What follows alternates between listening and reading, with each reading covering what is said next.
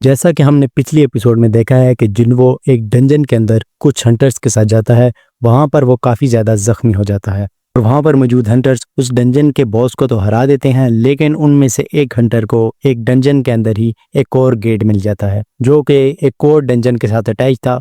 वो लोग उस दरवाजे से अंदर चले जाते हैं और वो लोग वहां पर ट्रैप हो जाते हैं। वहां पर काफ़ी ज़्यादा स्टैचूज होते हैं जो कि उन लोगों पर अटैक कर देते हैं और उनमें से कई हंटर्स वहां पर मारे जाते हैं। और अब वहाँ की सिचुएशन कुछ ऐसी थी कि वहाँ पर मौजूद तमाम हंटर्स बिल्कुल डर के मारे कांप रहे थे और वहाँ पर उस रैली को जो लीड कर रहा था वो कहता है कि सारे अपनी हरकत बंद कर दो, इस तरह वो दोबारा हमला करेगा। तो इधर हम देखते हैं कि जिन्वो जूही को उठा रहा होता है क्योंकि जूही काफ़ी ज़्यादा डर गई होती है।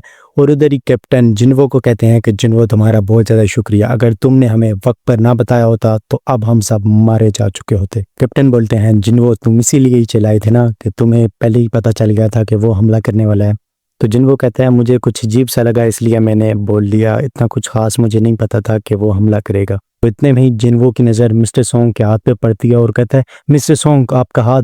तो वो कहता है कि मैंने लोगों को इससे भी बुरी हालत में देखा है, तुम मेरी मदद करना चाहते हो तो मेरा हाथ बांध दो और मेरी ब्लीडिंग को रोक दो। और कैप्टन कहते हैं कि इधर मदद तो मेरी जूही को करनी चाहिए थी, लेकिन जूही को इसलिए ही छोटी रेड्स में भी भेजा जाता है क्योंकि जूही जो है वो प्रेशर हैंडल नहीं कर सकती। और कैप्टन अपना बताता है कि मेरे साथ भी ऐसे वाकयात काफ़ी दफ़ा हुए हैं, होती तो वो डंजन बी रैंक की है, लेकिन जब हम उसके अंदर चले जाते हैं तो हमें बाद में पता चलता है कि वो डंजन ए रैंक या उससे भी ऊपर एस रंग की डंजन थी। और कैप्टन इधर जिन्वो को कहता है कि जिन्वो तुम्हें याद है ना, एक मूर्ति पे यहाँ पर कुछ नियम लिखे हुए थे और उन नियमों को जो नहीं मानेगा वो यहाँ पर मारा जाएगा। और जिन्वो कहता है कि वो जो देवता है वो कहीं ये जो बड़ी मूर्ति बैठी हुई है वो यही मूर्ति तो नहीं गई। और अब हमें इधर दिखाया जाता है कि जिन्वो की बहन अपने स्कूल गई होती है और उधर वो अपने एक दोस्त से बात कर रही होती है और उसकी दोस्त उससे पूछती है कि जीना बात सुनो, तुम्हारा जो भाई है वो हंटर है ना।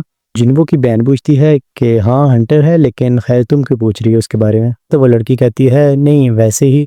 अब हम दूसरी तरफ देखते हैं कि उस रेड का कैप्टन बोल रहा होता है कि हम इस चीज़ से नहीं लड़ सकते। उधर ही एक हंटर काफ़ी ज़्यादा उतावला हो जाता है और वो कहता है कि मुझे अभी ही इतनी मुश्किल से एक अच्छी कंपनी के साथ कॉन्ट्रैक्ट मिला है और मैं यहाँ पर बिल्कुल नहीं मर सकता, मुझे अपनी रफ्तार पर बहुत भरोसा है, मैं यहाँ से निकल जाऊँगा। तो ये कहते ही जैसे ही भागता है तो बहुत स्पीड से उसे एक मूर्ति वहां पर ही काट कर दो टुकड़ों में तकसीम कर देती है। ये देखते ही तमाम हंटर्स में और डर और खौफ बैठ जाता है और वो सब चीखने चलाने शुरू हो जाते हैं। जिन्वो कहता है कि इसका मतलब है ये जो बड़ी मूर्ति है ये चाहे तो हमें एक मिनट में एक ही हमले में मार सकती है। तो कैप्टन कहता है हाँ बिल्कुल बिल्कुल, एक राह चलते कीड़े की तरह ये हमें मार सकता है। जिन्वो कहता है कि फिर वो हमें अभी के अभी मार रहा क्यों नहीं है। तो कैप्टन कहता है इसका जवाब तो मुझे भी नहीं पता। तो जिन्वो कहता है कि ये बाकी दानवों से काफ़ी मुख्तलिफ है क्योंकि जो बाकी दानव होते हैं वो देखते ही हमला कर देते हैं, लेकिन ये देख के हमला नहीं कर रहा। और जिन्वो को एकदम याद आता है और वो कहता है कैप्टन यहाँ पे जो नियम लिखे हुए थे वो उनमें से पहला नियम क्या था। कैप्टन बताते हैं कि जो पहला नियम था वो था देवता का सम्मान करना। तो जिन्वो कहता है कि इसका मतलब है इस तहखाने के कुछ अपने नियम है और मैं ये कर सकता हूँ। और ये कहते ही जिन्वो उठ जाता है और कैप्टन उनसे कहते हैं कि रुको जिन्वो, तुम क्या करना चाह रहे हो। और वो जिन्वो को देखते हैं और वो कहते हैं कि अच्छा तुम में अभी भी जीने की आस बाकी है। जिन्वो जैसे ही उठ के खड़ा होता है तो वो मूर्ति की आंखें बिल्कुल लाल हो जाती हैं और वो बिल्कुल हमला करने के करीब ही होता है कि जिन्वो अपने सर को झुका लेता है और वो मूर्ति हमला करने से हट जाती है और हमला नहीं करती। तो जिन्वो फौरन सबको बोलता है कि फौरन सभी के सभी अपने सर को झुका दो इस मूर्ति की तरफ, तो इस तरह ये मूर्ति हम पर बिल्कुल हमला नहीं करेगी।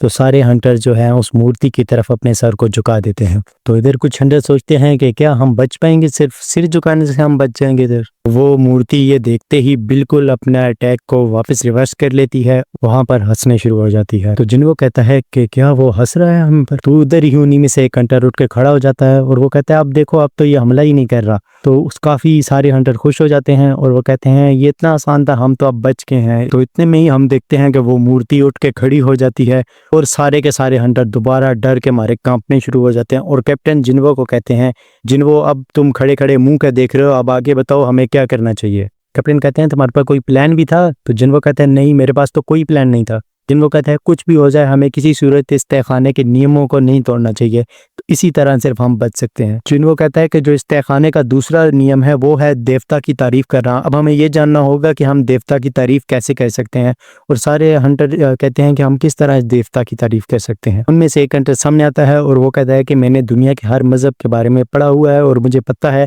कि हर मज़हब में ज़्यादातर लोग देवता की तारीफ किस तरह करते हैं।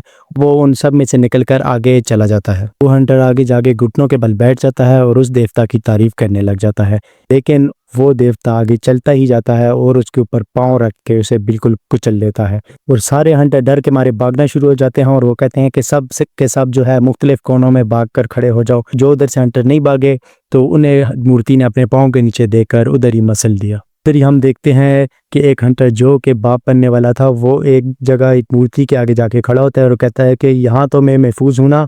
तो उतने में ही एक और मूर्ति पीछे से उस पर हमला करती है और उसे 2 टुकड़ों में तकसीम कर देती है। जिन्वो इधर सोच रहा होता है कि आखिर इस मूर्ति की तारीफ की कैसे जाए, ये तो एक शैतान है, तो इसकी तारीफ भला हम कैसे कर सकते हैं। वो कहता है कि मुझे कुछ ना कुछ तो करना पड़ेगा, और वो उधर सारी मूर्तियों की तरफ देखता है। कुछ के हाथ में हथौड़े थे, कुछ के हाथ में तलवारें थी, और उनमें से कुछ मूर्तियों के हाथों में म्यूजिकल इंस्ट्रूमेंट थे। तो वो सबको कहता है कि सब के सब उन मूर्तियों के पास चले जाओ जिनके पास म्यूजिकल इंस्ट्रूमेंट है। तो सारे के सारे हंटर्स भागते हैं और उन मूर्तियों के पास जाके खड़ा होना शुरू हो जाते हैं जिनके हाथों में म्यूजिकल इंस्ट्रूमेंट पकड़े हुए थे।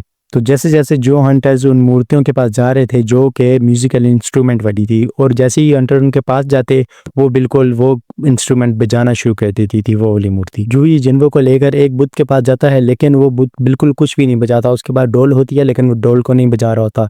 तो जिन्वो समझ जाता है कि सिर्फ एक मूर्ति के आगे एक बंदा खड़ा हो सकता है। तो वो जूही को वहाँ पर ही खड़ा करता है और ख़ुद किसी और मूर्ति की तरफ चला जाता है। और जो उधर सबसे बड़ी मूर्ति थी जो वहाँ का देवता था, तो वो जिन्वो के पीछे लग जाता है और जिन्वो को मारने की कोशिश करता है। तो इधर जिन्वो भी आधे रास्ते में ही होता है कि उस पर एक मूर्ति हमला कर देती है। वो कुछ कहते उस मूर्ति से बच तो जाता है, लेकिन वो जैसे ही उस म्यूजिकल इंस्ट्रूमेंट वाली मूर्ति के पास पहुंचने ही वाला होता है तो वो जो बड़ा वहाँ का देवता था वो जिन्वो के ऊपर पाँव रख देता है। जिन्वो अपनी आधी बॉडी को तो बचा लेता है, लेकिन जिन्वो की टांगें उस मूर्ति के पाँव के नीचे आ जाती हैं और जिन्वो बहुत मुश्किल से उस इंस्ट्रूमेंट वाली मूर्ति तक पहुंच जाता है। वो इंस्ट्रूमेंट वाली मूर्ति जैसे ही अपना इंस्ट्रूमेंट प्ले करती है तो और वो देवता वहाँ से अपनी कुर्सी की तरफ चला जाता है और वहाँ पर अपनी कुर्सी पे जाकर बैठ जाता है। तो ये देखते ही जूही जो है भाग के जिन्वो के पास आती है और कहती है, जिन्वो तुम ठीक तो हो ना? तो जिन्वो कहते हैं हाँ थोड़ा बहुत। जूही कहती है, जिन्वो तुम्हारा पाँव। तो जिन्वो जैसे ही अपने पाँव को देखता है और वो काफ़ी ज़्यादा एकदम हैरान हो जाता है कि मेरा पाँव गया किधर आखिरकार। और वहाँ पर जूही जिन्वो को हील करना शुरू कर देती है और जिन्वो कहता है, जूही खैर है, मैं कुछ नहीं हुआ, मैं ठीक हो जाऊँगा। जूही कहती है, किधर कुछ नहीं हुआ, तुम्हें मैं अभी हील करके छोड़ूंगी। और जिन्वो को हील कर रही होती है तो वो काफ़ी ज़्यादा थक चुकी थी, कमज़ोर हो चुकी थी। तो वहाँ पर वो काफ़ी ज़्यादा थक जाती है और उसका हीलिंग मैजिक वहाँ पर ही रुक जाता है। तो सारे हंटर इधर आपस में बातें करने लग जाते हैं कि काफ़ी खौफनाक मंजर था, यकीन नहीं हो रहा कि हमारे साथ ऐसा कुछ हुआ है। तो वहाँ पर सारे हंटर आपस में लड़ना शुरू हो जाते हैं कि ये तुम्हारी वजह से हुआ, तुमने वोट दिया था। लेकिन वहाँ पर कैप्टन कहते हैं कि सारी गलती मेरी अपनी है, क्योंकि आखिरी फ़ैसला मेरा अपना था, क्योंकि मैंने कहा था कि अंदर जाने को, आखिरी फ़ैसला मेरा था। अगर मैं ना कह देता तो तुम लोग अंदर ना जाते। जिन्वो उधर ही सोचता है कि ये वक्त बहस करने का बिल्कुल नहीं है, अभी भी एक नियम बाकी है और वो नियम हमें पूरा करना पड़ेगा, तभी हम यहाँ से बच कर जा सकते हैं। तो अब हम देखते हैं तहखाने के अंदर से एक पत्थर नुमा कोई चीज़ बाहर आती है और जिन्वो कहता है कि अब हमें यहाँ पर हम में से किसी एक को कुर्बानी देनी पड़ेगी, तभी हम यहाँ से बाहर जिंदा जा सकते हैं। तो उधर ही उनमें से एक हंटर तलवार निकालता है और कैप्टन के गले पे रख देता है और उसे कहता है कि तुम बहुत बड़ी बड़ी बातें कह रहे थे ना, और अब ये जिम्मेदारी लो और जाकर अपने आप को वहाँ पर कुर्बान करो।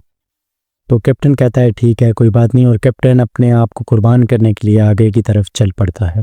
कैप्टन जैसे ही उस पत्थर के पास जाते हैं तो उस पत्थर के पास एक आग का शोला वहाँ पर जल जाता है और वो कैप्टन जिन्वो से कहता है कि जिन्वो तुम्हें क्या लगता है अब भी कुछ करना बाकी है? तो जिन्वो कहता है ये आखिर हो रहा क्या है? तो जिन्वो सोचता है क्या हमें फिर इधर बलि देने की ज़रूरत नहीं है? और तो जिन्वो उधर मौजूद हंटर्स को कहता है कि क्या तुम मुझे उस पत्थर के करीब लेके जाओगे, मुझे उसे करीब से देखना है। तो वो हंटर्स कहते हैं चलो ठीक है, और वो जिन्वो को उठाकर उस पत्थर के करीब ले जाते हैं। तो जैसे ही जिन्वो और वो 2 हंटर्स उसके अंदर जाते हैं तो 3 वहाँ पर आग के शोले और नुमादार हो जाते हैं। तो जिन्वो कहता है कि क्या अगर हम यहाँ पर ही सारे बैठ कर इंतज़ार करें तो कोई हमारी मदद के लिए आने वाला है? तो कैप्टन कहता है काफ़ी मुश्किल है, क्योंकि तहखाने जो हैं 7 दिन तक ही खुले रहते हैं, उसके बाद तहखाना टूट जाता है और उसके अंदर मौजूद दानव बाहर हमारी दुनिया के अंदर आ जाते हैं, इसलिए काफ़ी मुश्किल है कि वो हमें 7 दिन के अंदर ढूंढ पाएँ।